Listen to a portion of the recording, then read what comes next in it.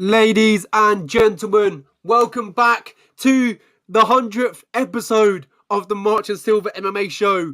Wow, 100 episodes, Oscar. This is incredible. Quite a landmark. Congratulations, and obviously welcome back to the show to talk about these great fights that we have this weekend and obviously the ones that happened the past weekend.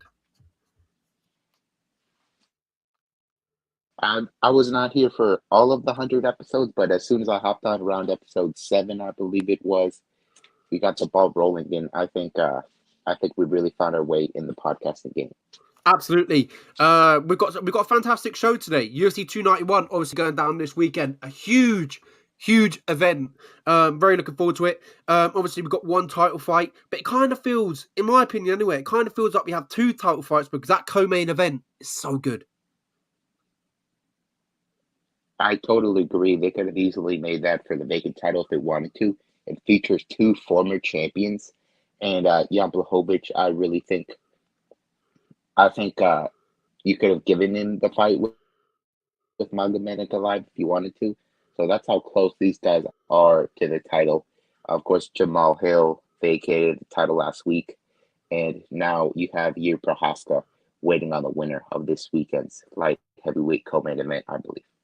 Yeah, absolutely. This title has been in limbo since Johnny Jones gave it up back in, 2018, 2019? I can't remember when he moved up.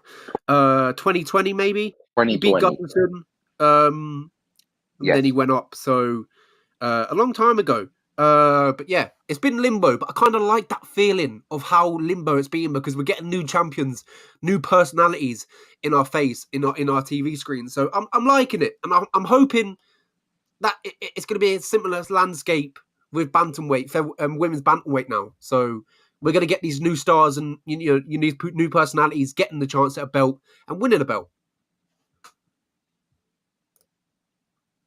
Yeah, I really love this division. It's full of very violent fighters, and I think we're going to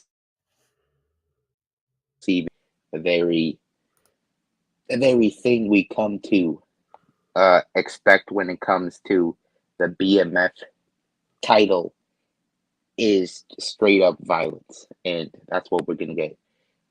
The rematch between the Diamond, Dustin Poirier, and Justin Gaethje. I cannot wait for that one.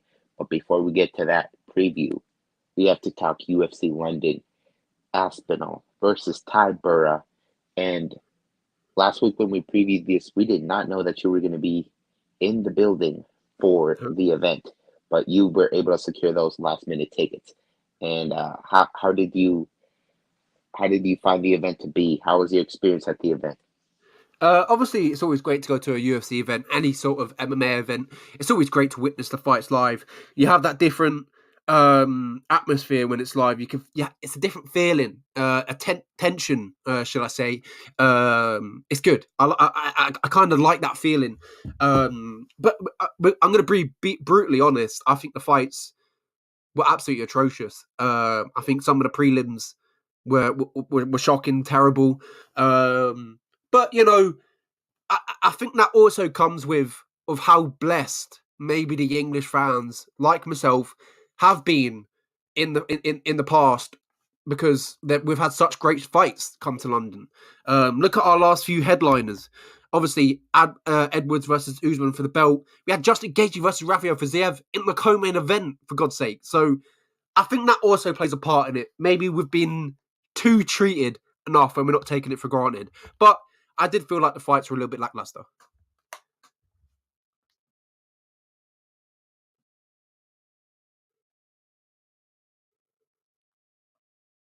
Oscar, you still with me? Okay. I am. Yeah, all right. We've still got Oscar. There, let's go. But yeah, I think the fights were a little bit lackluster. But yet again, as I mentioned, I think that part of it could be played with of how blessed we've been in the past with the fights and the events we've had here in London. So I reckon we go over this one really quite quick. Just talk about the key moments, etc. Because I want to get to UFC 291 as quick as possible because that is a fantastic card. It is. Yeah, so in the main event, Tom Aspinall was able to defeat Marcin Tybura via TKO in just a little over a minute. it wasn't even competitive. He was way too quick for Marcin Tybura, and even the first kick he landed was able to stun Tybura there, and then a perfect right hand drop Tybura, and the show is over. Tom Aspinall looked even better than he did previous to the knee surgery that he had. So I think the promise is very great with Tom Aspinall. I believe he will be champion someday. He may not be the next champion, but I truly believe with how young he is, I think he's just 30. I think we're going to see him hold the heavyweight title sooner rather than later. Yeah, completely agree. I think this was a very mature performance from Tom Aspinall. He looks good. Are you? His hands were very, very sharp and quick, as ever, as we expected from Tom Aspinall. He's a different animal when it comes to striking at heavyweight. He's so quick. He's ridiculously quicker than these guys at heavyweight. He moves like a 170-pounder. Another fantastic performance in the main event. Another pressure moment for him, and he kind of plastered it with flying colours. This one was a big one for him, obviously coming off the back of the injury, so he needed to kind of go in there and look at, impress, and impress he did. Next, obviously, he said Cyril Gane versus Spivak. He'll fight the winner, then he'll fight Jones. Whoever wins that fight between Gane and Spivak, I think is a fantastic challenge for Aspinall. A hard one. Obviously, if we're looking at it in terms of matchups, we all would probably prefer him to fight Cyril Gane. In, a striking masterclass for all the fans to watch. It would be fantastic. But yeah, Tom Aspinall looked great in the main event. Hometown in his home fans, not home fans. Sorry, he's from Wigan. But yeah, in front of his home country, looking good. Main eventing, spectacular as always is Tommy Aspinall. Moving on to the co-main event. This one is quite a significant one to talk about. Julio Storienko gets an armbar over Molly McCann. Plain and simple, Molly McCann is just not up to scratch when it comes to her grappling. Her grappling is absolutely atrocious. There's no other way to really put it. Obviously, respectfully, she probably knows that there's a lot to be desired and a lot to work on in her grappling. And I do believe her and her coach that they had actually, leveled up in this fight in the grappling department.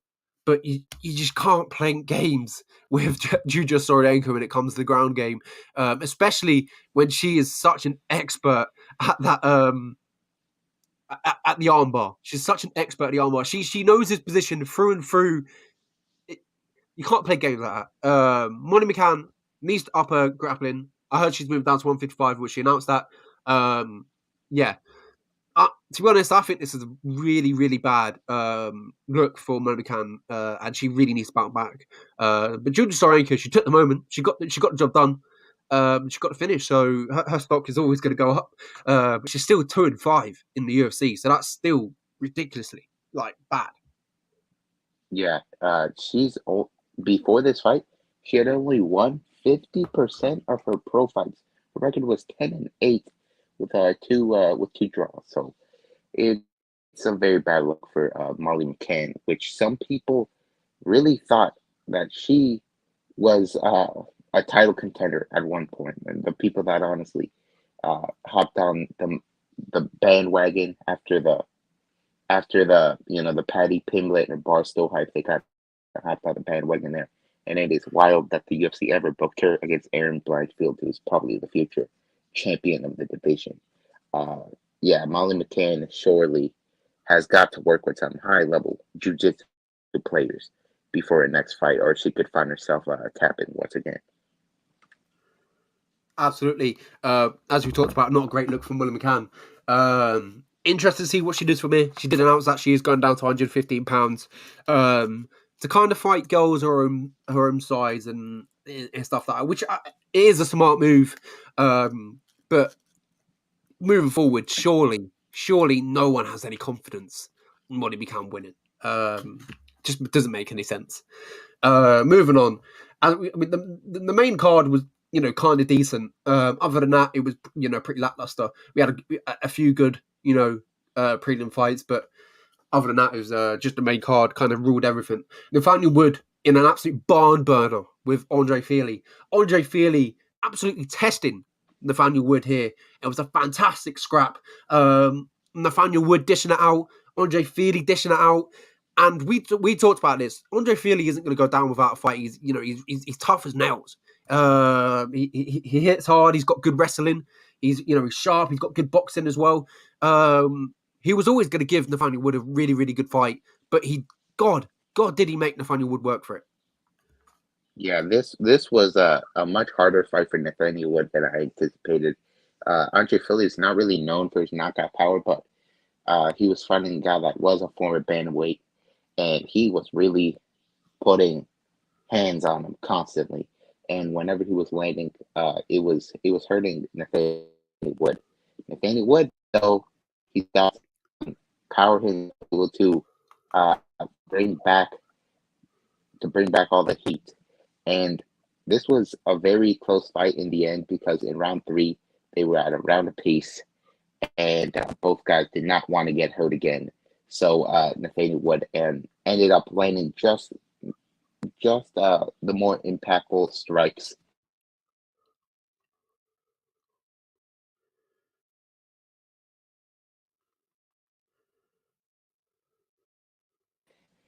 In that fight. But he did prove that he can hang with just about any featherweight in this division. Absolutely agree. I keep losing you a little bit, but it came back in there at the end. Absolutely agree. A fantastic fight. Nathaniel Wood gets his hand raised again. We'll move on. We'll keep this moving swiftly. Yeah, I can still hear you. We'll keep this moving on swiftly. Paul Craig, 185 pounds, his debut. I anticipated a much harder matchup with Paul Craig versus Andre Muniz. I just thought Andre Muniz had not a grappling edge, but he'd be able to neutralize Paul Craig and his submission offense. Because obviously we've seen Andre Muniz in the past submit the likes of Jacare Souza, who is a fantastic BJJ practitioner. So it just made all the sense. But Paul Craig showed a lot in this fight. His grappling, obviously, we knew was really good, but he really, really impressed me in this fight. He was having his way with Andre Muniz on the ground. That ultimately could be because of the size, and he's moving down, and now he's going to be, the bigger man at 185 pounds. That could be the story. But yeah, I was really impressed with Paul Craig. I thought he'd done really, really well. One of his best performances to date against a really, really tough fighter in Andre Muniz, who I think, I can't remember. He didn't get finished against Brendan Allen, but Paul Craig finished him. I think that's a really good statement victory.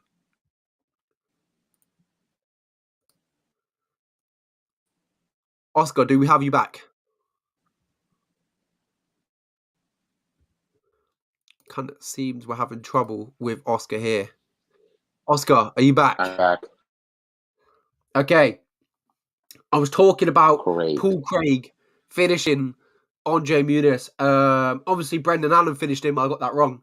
But I thought this was an impressive performance.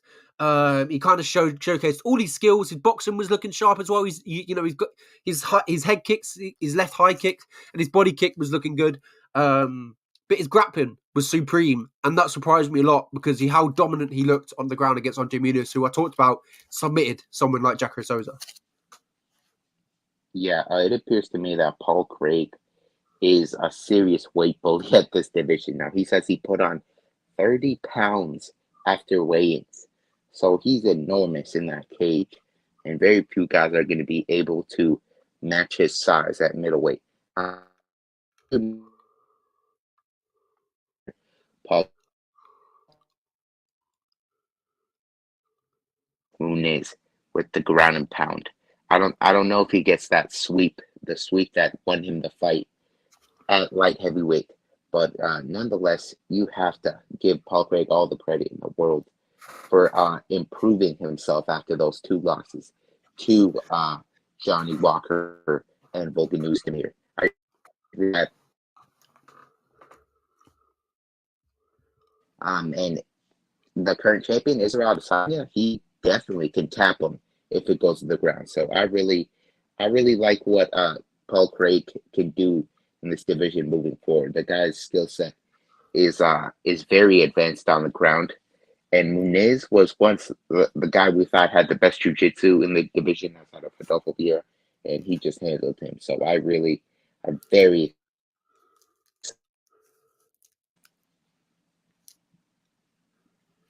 Yep, completely agree. And that was pretty much it from the main card. We had Francis Young versus Jai Herbert, but Lerone Murphy versus Josh Kulabau, that was a fantastic fight. And obviously Daniel Marcos versus Davey Grant, more of a technical battle. The UFC London crowd weren't happy that Davey Grant didn't get the nod that night, and we'll speak about that. I'll go through the rest of the results, and we'll come back to the marquee highlights. Johnny Persons getting a finish over Danny Roberts, a fantastic victory. He was just kind of beating Danny Roberts pillar to post there. João Alvarez getting the submission darts victory over Mike Diakeshe. A little bit of controversy, something to do with headbutt and stuff like that. Mick Parkin absolutely looking spectacular on the debut against Jamal Progs. Mick Parkin has got such a bright future. I'm looking forward to it. Makhmud Medov looking fantastic against Brian Barberena. Pretty much showed, pillar to post, beat him up as well. Kenton Vienna. This is where it starts to. This is where the fans were not really treated too much. This section here, Kenton Vienna getting a decision of Kenzed. Sorry, Chris Duncan getting a victory. He looked dominant in this fight. There wasn't much action, but he was just beating him to the punch every single time, and just kind of landed at will. Bruno Brazil beating Shannon Bannon. Yet again, quite a lackluster fight. There was a lot of hype coming in with Shannon Bannon. A lot of people believing it, including me, myself. And she didn't really look through that great, in my opinion. Could be the UFC debut jitters, which I probably put it down to.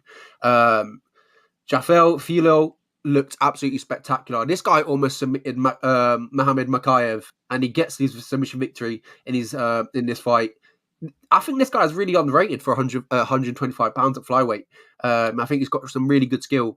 I feel like we should see him in the near future taking on some of these contenders.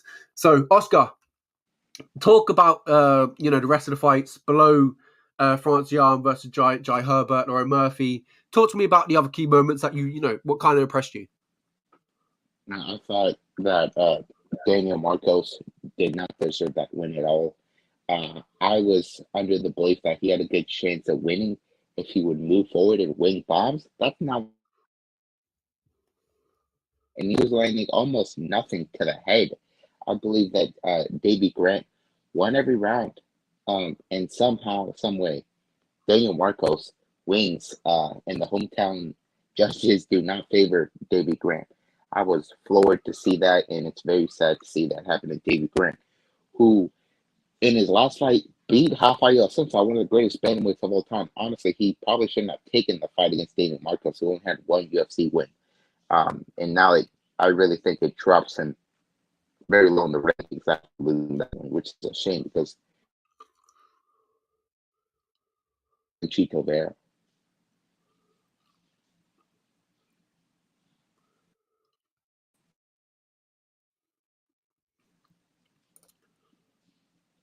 Oscar, are you still there? Yeah, I'm still there. Yeah. And Okay. also we had Johnny Parsons getting that knockout against Danny Roberts. The fight Philly versus Wood, all action the whole time. I think Danny Roberts could have won the fight had he not made a bunch of bad decisions. He kept on going right back into the pocket with the Muay Thai fighter, Johnny Parsons, who I kind of underrated heading into the fight. And wow, he for being, he was able to put away Danny Roberts. The guy was asking for a bonus after getting a submission off a headbutt. That was not a good look whatsoever, and that's why he didn't get that bonus. But either way, I really liked his work on the feet prior to the controversial finish. And as you said, Nick Parkin, his fight versus Jamal Pogues it was a slog. It was basically a non-existent performance from Jamal Pogues. He looked awful, but Nick Parkin was disciplined, so he could go 15 minutes. I do like his future. As you said, Makhmud Murdoch, he showed that Brian Barberena was seriously undersized and just not on his level. And oh boy, that Kevin Beer fight. Take that instead of a Xanax if you want to go to sleep. I'll just say that. Chris Duncan, you're not Ashmus. You're not Ashmus. He took his first loss, but he did it as a one-armed man. Chris Duncan I thought he was underrated by a lot of people heading into this. They thought it was going to be the Chris Duncan of old, got knocked out in the Contender Series. No, he showed discipline. He showed off his wrestling, and I think he's improving at American Top Team. And that first fight of the night was awesome. It was really awesome. I thought if we had every fight be a great show, but it was not. Daniel, man, the Spaniard, Daniel Perez, was putting it to Jafel Phillips. Jafel Phillips looked basically done, but he made an epic comeback and was able to hurt Perez and eventually get the submission. I really loved that first fight. Absolutely, he looked really impressive. As I talked about, I think he has a really good future. 125 pounds, almost submitted Mohammed Makiev. So fantastic future. I think he's really underrated. I feel like we're going to see big things come out of him in the future. But yeah, that's pretty much UFC London. As we talked about, not the greatest of cards. We just ticked over 20 minutes time in the podcast, so I'd love to get us moving because UFC 291. We've got so much to talk about, whether that's the main card, whether it's prelims fight, prelim action. It's absolutely stacked. I'm looking forward to it. And obviously the BMF title is on the line. It's ridiculous. We shall talk about that fight. Dustin Poirier versus Justin Gaethje for the BMF championship, the vacant UFC BMF title. This one's going to be a fantastic fight. As we all know, the both fighters love a little bit of a dogfight, love trading punches, but we have seen Justin Gaethje kind of slow down his way of fighting as of late. But when Justin Gaethje gets in these type of fights against Dustin Poirier, against Michael Chandler, I feel like maybe he just can't help himself to get in them type of dogfights. And I feel like we're going to see the similar story here. I think maybe Dustin Poirier will drag him into a dogfight, and Dustin Poirier is just going to pick him apart, land his shots. And I feel like we're going to see maybe not a similar or a same story as the first fight, but I feel like it's going to write the same way. I feel like we're going to see Dustin Poirier get a victory here, get a knockout win in spectacular fashion. In round 4, round 5, I see it going late. I see them being more technical at the start, slowing things down, and then when they get into the fight, they feel more comfortable. Round 2, round 3, round 4, I reckon are just going to be absolutely ridiculous, and we'll see eventually a knockout in the round 4 or 5 from Dustin Poirier. Yeah, I have to agree with you there. A lot of people are saying that both men have improved since that fight.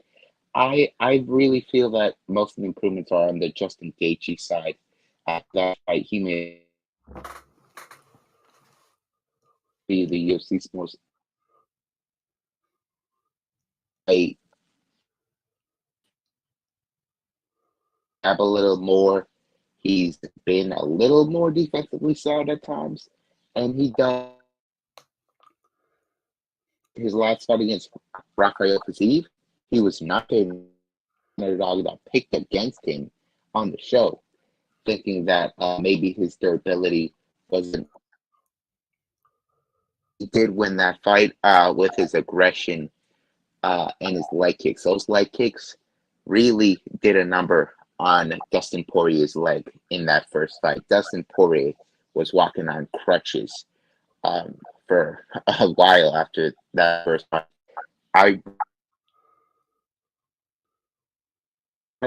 Because it was his biggest tool in the first fight.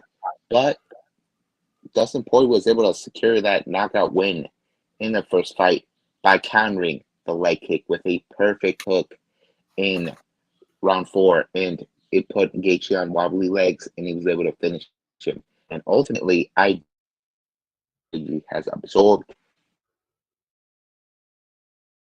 and Dustin Poirier has fought some of the same guys that Gaethje has fought, and he's been able to stay a little more safe in those fights.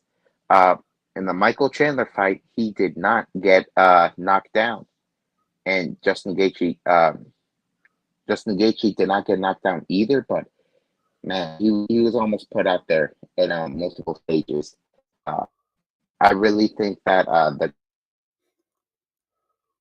Chief fans, because we've never quick like that. The first punch that Charles landed wobbled Gaethje, and eventually he got dropped and submitted. And a lot of people are not injecting Justin Poirier's jiu-jitsu into the conversation in this fight because he usually doesn't use it. But in his last fight, he fought Michael Chandler and he submitted Michael. Defense has never been good, and should it go to the ground if Gaethje decides to use the wrestling, it'll be bad news for it. But either way, I do think Dustin Poirier finish very late in this fight because obviously Gaethje still has that durability, but that durability I do think is off. So I will say wins this fight via fourth round TKO. I'm we see another war, another fight of the year contender. But at the end of the day, Justin Gaethje is not as defensively sound as Dustin Poirier, and I think they can match each other with the power. Dustin Poirier doesn't them again, but of this fight will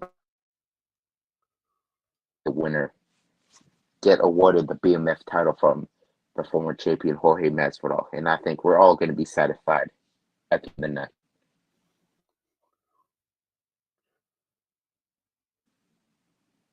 Yes, absolutely, completely agree. I'm looking forward to it. And we talked about it before we went on there. Well, actually, I mentioned it earlier as well. I feel like this co-main event is a title fight because it's ridiculously good. But yeah, we have the same pick. I'm looking forward to the main event. BMF title on the line. Dustin Poirier, both of us choosing to get it done. Moving on to the second, co-main event. Jan Blachowicz versus Alex Pereira. This one, the hype around it is ridiculous because two former champions. Jan Blachowicz obviously holding that light heavyweight championship. Alex Pereira formerly holding that UFC middleweight championship. Now he looks to make his 205 light heavyweight debut against a guy that I feel like we have to not underestimate. Jan Blachowicz has been in this situation plenty of times when someone's moved up from middleweight. Luke Rockhold, Jacare Souza, Israel Adesanya, and he's beat them. There was another one off the top of my head, but he's beat all of them. So this is nothing new to Jan Blachowicz. He's been here before. It's just another fight for him, and he's smarter than say Sean Strickland, who wanted to stand and bang with Alex Pereira. Jan Blachowicz knows what he needs to do to win this fight. He needs to get this fight to the ground as soon as possible. And what we're seeing from Jan as well, he's not afraid to do that. He did it against Izzy, and he controlled him pretty well in that fourth and the fifth round. He took away his undefeated record. He deserved to win that fight. And that's what I kind of think is going to happen. I think we're going to see Jan Blachowicz come in with a smart head, kind of wear down on Alex Pereira in the grappling exchanges very early on. And then obviously I think Pereira would just not be able to keep that up for 3 rounds. Wait, is it? It's 5 rounds. No, it's only No, three. it's 3 rounds. I saw 3-5 then. I got myself confused. I feel like in that second round, Jan Blachowicz is going to wear him down. And in the third round, I think we'll see a little bit more dominant Jan Blachowicz, but I think he's going to get a decision victory, which is kind of crazy because how hard they both hit. Revealed his game plan for this fight. He said he's going to strike with Alex Pereira in the first round, and in the second round, he's going to use his grappling, and he's going to attempt to get a finish on the ground. I think that's exactly what he's going to do. Unless he gets hurt quickly, I think he's going to go to grapple right away. But I think he can hang with Alex Pereira on the feet because he could hang with Adesanya on the feet. Sure, Adesanya is not, you know, that Jan Blachowicz has very effective leg kicks and leg kick defense, and his clinch game is very effective. I think he's gonna try to clinch to tire out Alex Pereira a little bit because whenever Alex grapples, he gets tired much quicker than when he strikes. So I think we're gonna see Jan Blachowicz use his He's a black belt in jiu-jitsu. He actually has more submissions on his record than he does knockouts. A lot of people know him as the knockout artist, but the guy is very good at wrapping up those submissions. He submitted Devin Clark before, and I really think that Alex Pereira is very underdeveloped on the ground. He got taken down by Adesanya, for goodness sake. That's the only takedown Adesanya's ever gotten in the UFC. So I think Jan Blachowicz will get a second round for a naked choke submission. I just think he's miles ahead of Alex Pereira. But if it stays on the feet for a significant amount of time, let's not forget Jan Blachowicz is 40 years old, and that durability definitely could be going at any time. But if Yeah. you look on the other side, Alex, he got knocked out back in April, just a couple months ago. So who knows where his durability is at right now? And he's fighting a man with some serious power. So I think this is not a good fight for Alex Pereira to be taking in his light heavyweight debut in MMA. Yeah, I completely agree. I think Yamahovich was very underrated. And if you look at that fight against Adesanya, I know I keep going back to it, but it's very similar matchup. Yamahovich versus a glory kickboxer, so it makes a lot of sense. If I'm correct in remembering, I think Yamahovich was doing really well, if not getting some of the better exchanges of Adesanya on the feet. He won 2 rounds, in my opinion, that were purely on the feet. There we have it. So does that showcase as well? Jan Blachowicz can stand and have a trade with Alex Pereira, but obviously no man wants to stand and trade with Pereira because he's got that big left hand. Kryptonite. Yeah. That left hook from Alex Pereira is dynamite. But I know for a fact plan to avoid it and to use the grappling. Either says that they're going to use their MMA experience advantage to win the fight, and that obviously means mixing and grappling to finish the fight. I know it's pretty over to share, but just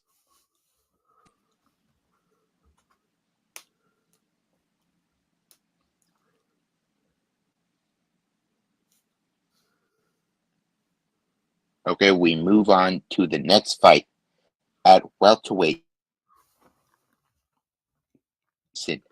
versus Michelle El Demolidor Pereira. I love this fight. This fight should be a striker's delight for sure.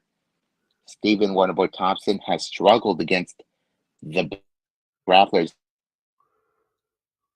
Muhammad here at Tyron Woodley. Tyron Woodley was a very good wrestler. And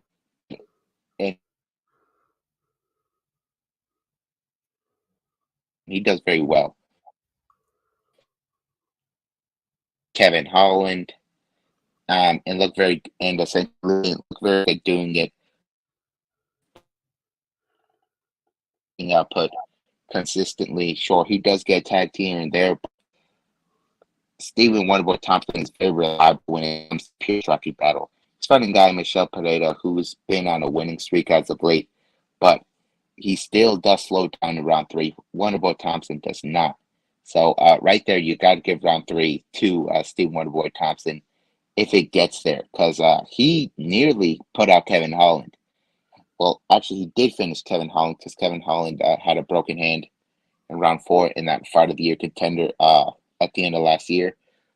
I really think Steve Wonderboy Thompson is going to be able to counter anything that Michelle Pereira brings his way. And I think he brings a stop to that momentum, Michelle Pereira, who's been fighting guys that are not as crisp and quick as Stephen Thompson. So I think Stephen Thompson by unanimous decision all the way. Do you think this is going to be the fight of the night? Yeah, Outside of absolutely. Poirier Gaethje. Yeah, absolutely. I completely agree with everything you said there. I've also got Stephen Thompson in this fight. When it comes to matchups like this with Stephen, I just think he wins them 10 times out of 10.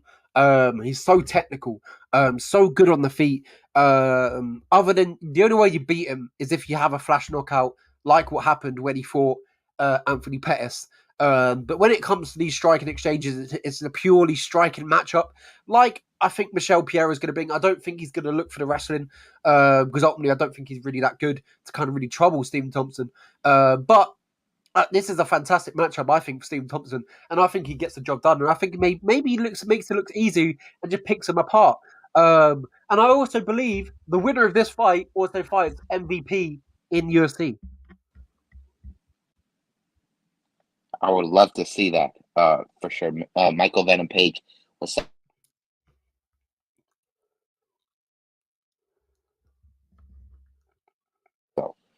we know for a fact that the UFC thinks highly of him, and I would love to see him in the UFC. But in terms of whoever wins this fight, I think whoever wins this fight is in a very good spot, honestly. And I don't think it would be out of the question for Wonderboy to be matched up with Kamaru Usman if he wins this one. Oh man, that would be good. What was meant to be back in the day. That would have Yeah, been good. I'm very. Some people wrote off Wonderboy after some of those losses, but the guy still looked world class against Kevin Holland, who went on to knock out Ponzinibbio with kind of one hand after that. So I really believe in Steve Wonderboy Thompson's skill set, even at 40 years of age. Completely agree. We'll keep it moving, sorry, to Tony Ferguson versus Bobby Green. I'm going to keep this one simple, straight to the point. I really have no confidence in Tony Ferguson anymore. He's slowing down. His age is it's obviously it's increasing. He's not getting any younger, and I think Bobby Green is really underrated as well, especially when it comes to boxing. I think his boxing is phenomenal. I don't think he'll knock out Tony Ferguson, but I think for 3 rounds he could piece up Tony Ferguson and cruise to decision victory.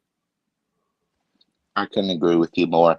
You're not going to find many more bigger Tony Ferguson fans than myself. Uh, in I mean, even when some people were doubting him in these last couple fights, and I can't do it anymore, man. He's not looked good at all.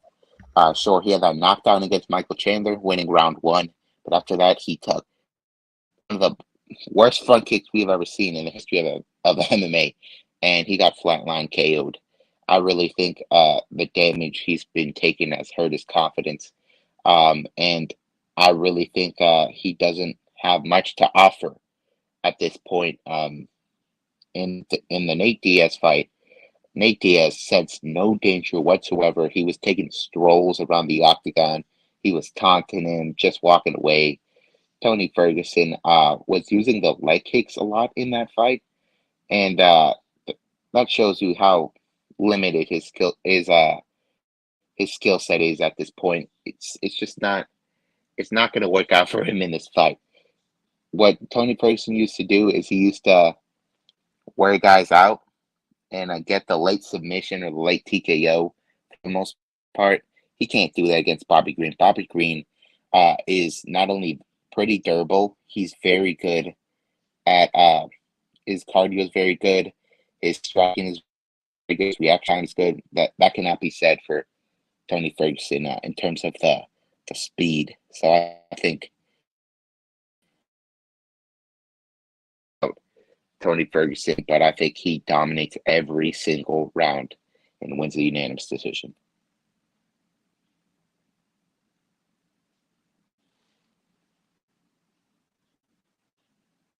Let's move on to the next fight. Michael Chiesa versus Kevin Holland. This card is so stacked. This could easily headline a fight night event. Michael Chiesa has been out for 2 years now. And has it been 2 years? It's been a while. Kevin Holland, on the other hand, he fought back in April, knocked out Santiago Ponzinibbio. Part of that was finished by Steve Wonderboy Thompson. That was a bad beating he took, and part of that he got submitted by Hamzat Chimaev.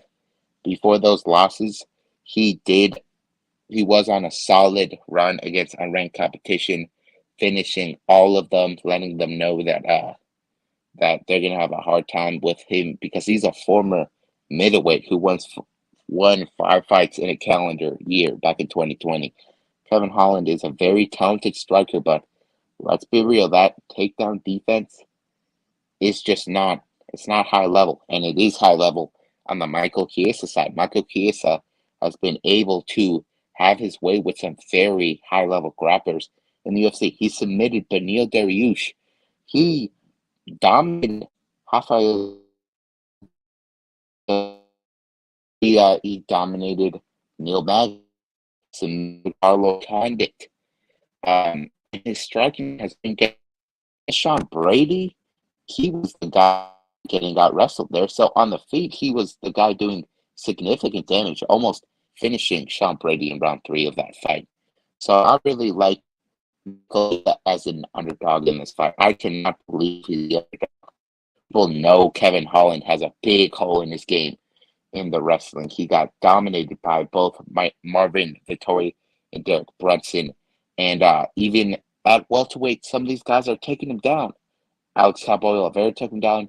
Tim Means took him down.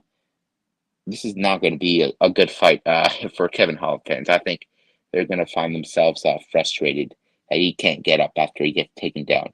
And Michael Chiesa has a very good choke game.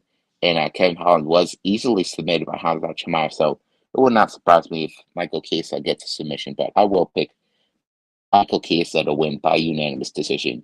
It is wild that he's an underdog when he has this big advantage.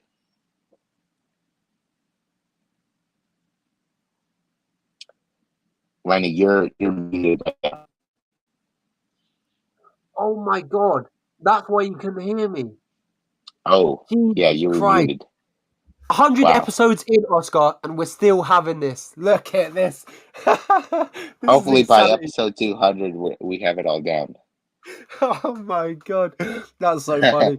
Anyway, I agree. Michael Chiesa, I think will have the advantage. I like Kevin Holland, but once I feel like he does good against these guys who are not really top level, top 50 level. And yes, he looked good against Santiago Posterior, but he lost against Stephen Wonderboy Thompson, lost against Hamzat Jamayev, which you can't really take much away from the Hamzat one because Hamzat's just a different animal. But if you look at his losses, Marvin Vettori, Derek Bronson, Hamzat Chimaev, Stephen Wonderboy Thompson, top echelons of the fight at the 175-pound division. But his wins against Alex Oliveira, who's on, he's not even in the UFC anymore. He's in the regional scenes. He's not even having success in the regional scenes. So, and that was only last year. A win over Tim Means, I don't really rate that much. But the Santiago Positivo, that was a good one. I kind of really rated Santiago. But I also feel like Santiago, his days are run now. His time is done. He's not going to get any further than he once was. I think it's a bit of a sticky situation for Santiago. But yeah, I like Michael Chiesa. I thought Michael Chiesa was really underrated. The only problem is he's had that long layoff. That's the only thing that I don't like in this fight. If you look at his last 2 fights, submission loss versus Vicente Luque, and obviously decision loss versus Sean Brady.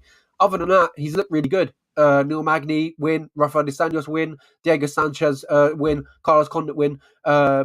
Then lost Anthony Pettis, but he's really come leaps and bounds as of late. And I feel like this layoff will only do him good, but it's against Kevin Holland. But I've got to pick Chiesa. I think Chiesa's gonna get it done.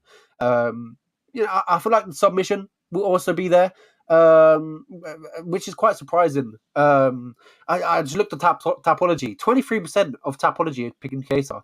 They've 77% are picking Holland.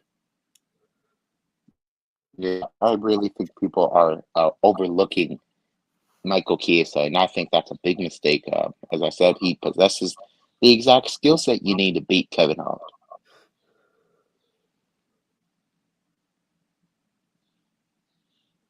Absolutely agree. But yeah, I've got Chiesa in this one, and we'll keep it moving on swiftly. Trevor Giles, at 170 pounds, taking on Gabriel Bonfim.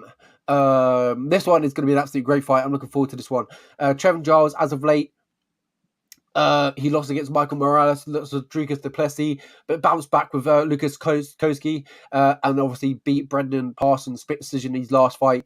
Gabriel Bonfim, sorry, obviously beat Menelaziz, mounted guillotine in his last fight, which I think Menelaziz is was regarded as a fantastic prospect. Really coming up, his striking was brilliant, and he kind of really dismantled him. Got a submission victory. 14-0 versus Trevor Giles, who's 16-4. And if you look at Bonfim, he's a notorious finisher. most of his wins are by finish, if not all of them.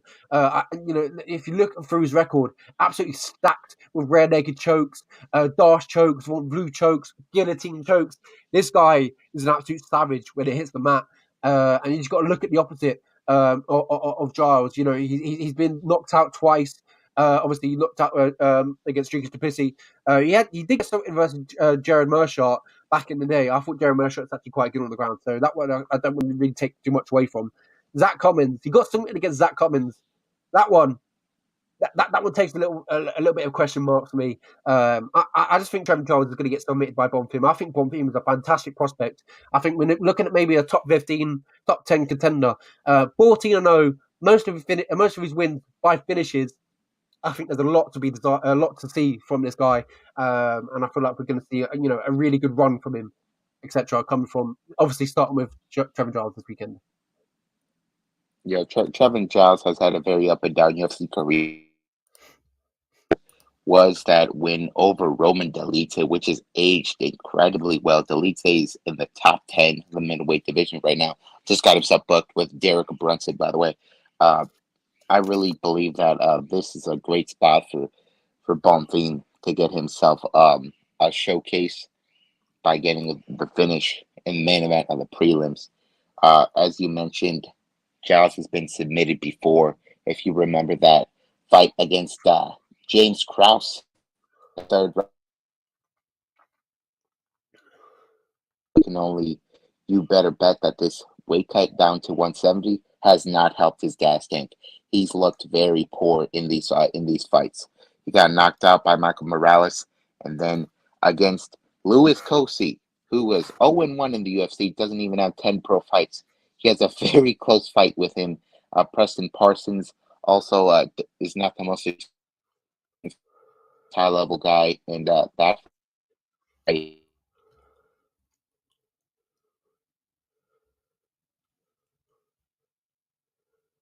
his neck snatched, just like he did against Gerald Meerschaert.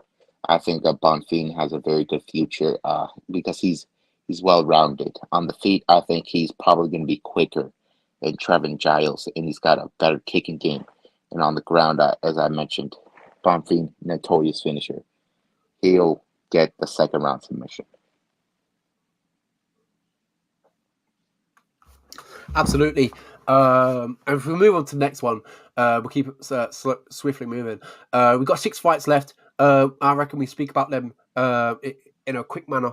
We've got 13 minutes left. We have got some really good fights. Jake Matthews, Derek Lewis versus Marcos Rodrigo de Lima. That's a fantastic fight. Miranda Maverick stepping in short notice versus Priscilla Cachoeira. I love that one. I think Miranda Maverick is whenever Miranda Maverick's fight, I like to watch out. I'm a big fan. She was on a good run, but as of late, kind of slowed down. But I'm hoping to get back to winning ways. We'll start off with Derek Lewis versus Marcos Rodrigo de Lima. Obviously, Derek Lewis is not having the greatest of success in his recent run. 3 losses back-to-back. Taito Vasa KO'd, Sergio Pavlovich KO'd, and obviously in his last fight against Sergio Spivak, he got submitted. Marcos Rodrigo de Lima submitted Andrei Arlovski, got that decision win versus Wilder Cortez Acosta. This one is a big fight for him because every time Marcos de Lima kind of steps up and fights, these bigger names like Ivanov, he kind of fails. He's 10-6, 10 wins and 6 losses inside the UFC. He's been around for a very long time. So is Derek Lewis. As I talked about de Lima, when he fights these bigger names like Ivanov, Romanov, Struve, over St. Preux, he kind of slips at the banana and kind of fails. This one, though, I feel like I give him a really good chance because we have seen Derek Lewis kind of not slow down, but just not kind of be himself. His last win was against Chris Daukaus, and that was 1 year and 5 months ago. And that win, that is aged terribly. Chris Daukaus gone down to 205. He's on a really bad stretch of form. Yeah, I have no confidence, if I'm honest, in Derek Lewis, but he has that big bomb. He has that big power in that right hand. My pick would be Rodrigo de Lima. How about you, Oscar? I'm actually going to take Derek Lewis in this fight. A lot of people are doubting Derek Lewis this Saturday, but at the end of the day, he's fighting a guy that I don't think is a real heavyweight. Uh, Marcos Jerry de Lima was losing a lot of fights at light heavyweight. He gets a lot out of shape, fights at heavyweight. He fights a lot of real heavyweights, and he's been winning. Don't get me wrong, but he's fighting the man with the most proven power at this weight class. He's knocked out the likes of Alexander Volkov and Curtis Blades and Travis Brown and Roy Nelson. He had that split decision win against. He's got some very good wins, and he's looked uninspired going into the octagon these last couple times. So that is concerning to me. But if you look at his approach in the Tai Tuivasa fight, in the Sergey Pavlovich fight, he wants to finish that night very quickly, win or lose. He just goes in there and swings for the fences. And I do think that he's got the serious power advantage here. So assuming he doesn't get clipped by Marcos Rogerio de Lima first, I think he's the one that lands the knockout blow in round one. So there's no big confidence here, but give me Derek Lewis, the more proven knockout artist here to get the win. Yeah, obviously a big possibility. You know, Derek Lewis has been around in the UFC for a very long time. Absolutely donkeys. It's incredible what run he's kind of had in the UFC. It's ridiculous. But yeah, the first fights of the evening, the first 5 fights of the evening, got Manuel Maverick versus Patricia Cashiera, Matthew Semmelsberg versus Uso Medic, CJ Vergara versus Vinicius Salvador, Jake Matthews versus Darius Flowers, Roman Kopylov versus Claudio Ribeiro. This, the prelims, the first fights, 5 fights, I'm not really looking too much into them. I'm looking forward to watch them, especially Matthew Semmelsberg versus Uso Medic. I think that's going to be a low-key banger. I think I'm looking forward to that one. Oscar, the first fights of the evening, who have you got and which one are you looking forward to? I really think that these fights could deliver some exciting finishes. So Roman Kopylov versus Claudio Ribeiro. These are two guys that are mainly strikers. They have knockout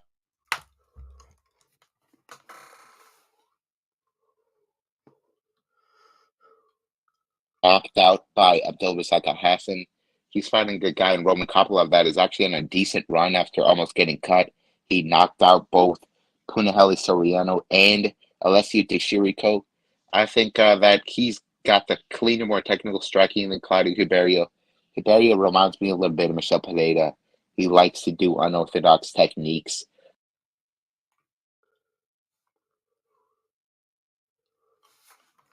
I think we have just lost Oscar right there. I think he was on the CJ Vergara fight versus Vinicius Salvador. Vergara, the American, 11-4, taking on Vinicius Salvador, 14-5. The Brazilian, a really good matchup. I'm looking forward to this one. But this one's at flyweight. CJ Vergara is a heavy favorite on Tapology. 78% are picking CJ Vergara. We have Oscar back. All right. So as I was saying, I think Claudio Ribeiro, if he doesn't get the early knockout here, I think he probably finds himself getting knocked out himself by Roman Kopylov, who's got very powerful kicks, especially the body. I think those will slow down Ribeiro. So I'm taking second round TKO for Roman Kopylov.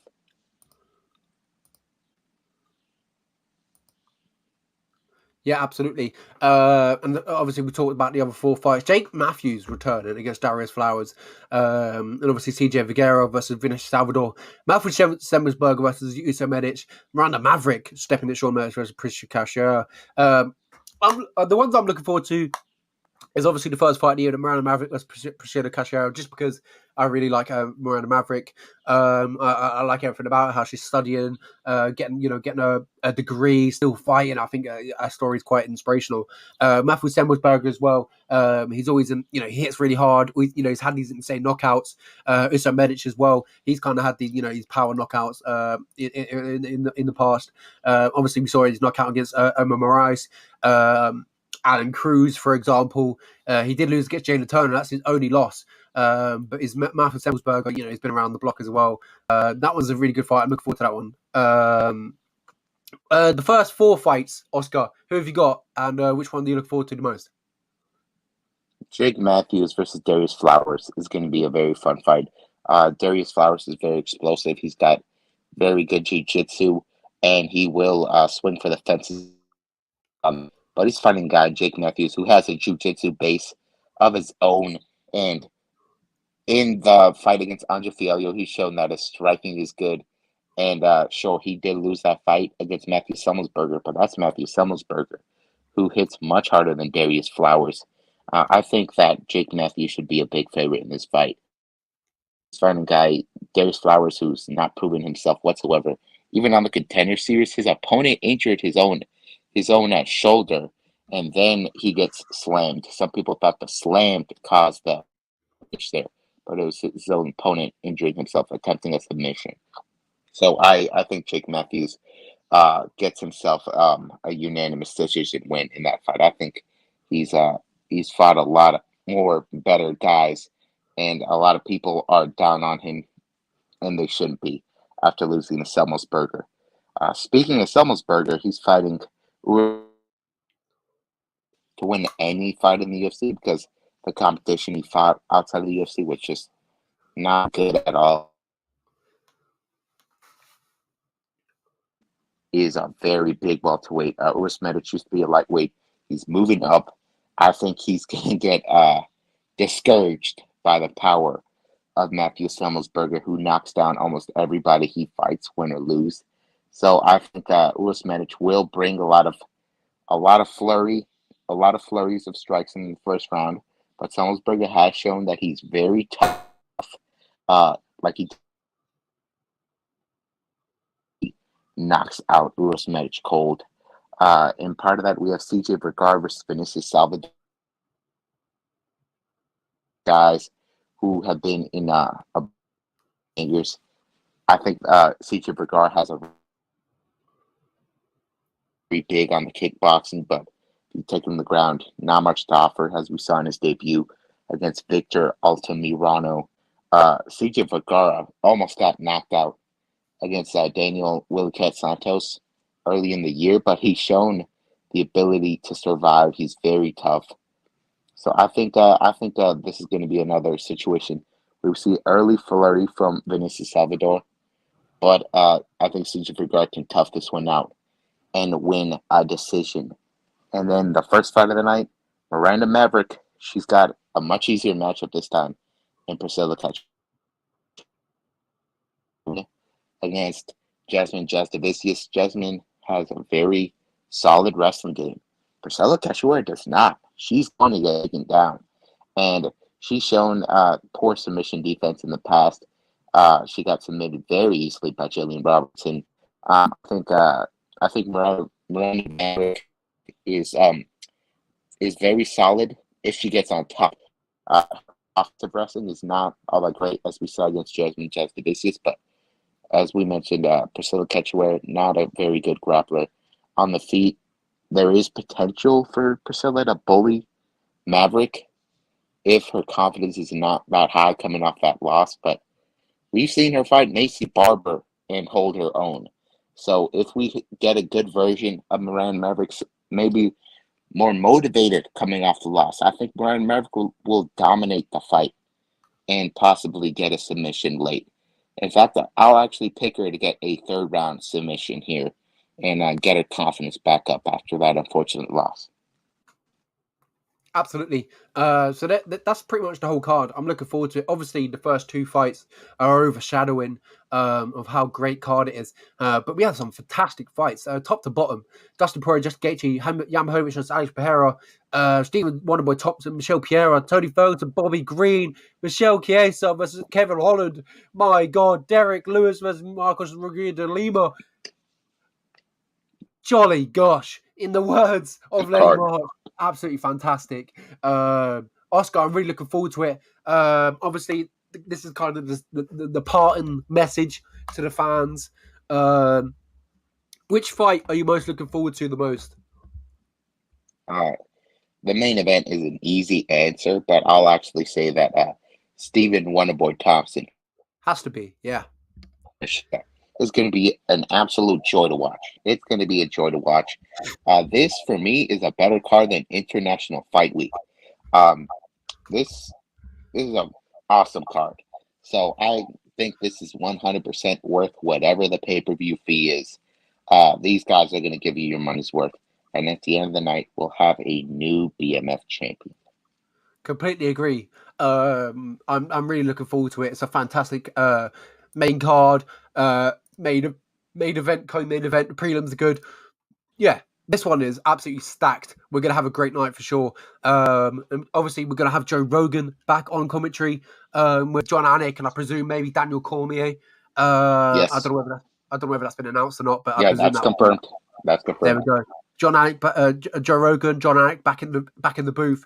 I absolutely love John Anik. I don't think he gets the amount of appreciation he should have. He's just phenomenal at his job, isn't he? Yeah, I think he's the heart and soul of the UFC at this point, and nobody does the job better. Nobody does more homework before, and he's just a great guy. Absolutely agree. Well, ladies and gentlemen, that's pretty much the end of the podcast. UFC 291 goes down this weekend live on ESPN Plus or pay per view. One of them. I'm not from America, but yeah, I don't know how much it'll be, so I can't give you them details either. But yeah, enjoy the pay per view this weekend. It's going to be an absolute slower knocker of a night. Fights top to bottom, absolutely producing. This one is going to be phenomenal. I can't wait. I can't wait for it. Oscar, thank you very much. Do you have a parting message, a victory, anything like that? And either way, but yeah, I appreciate everyone that has been a bit, listened to the podcast. I appreciate everyone following the podcast wherever you are watching this podcast, whether it's Apple, whether it's Spotify, anything like that. Make sure you follow it. Make sure you like it.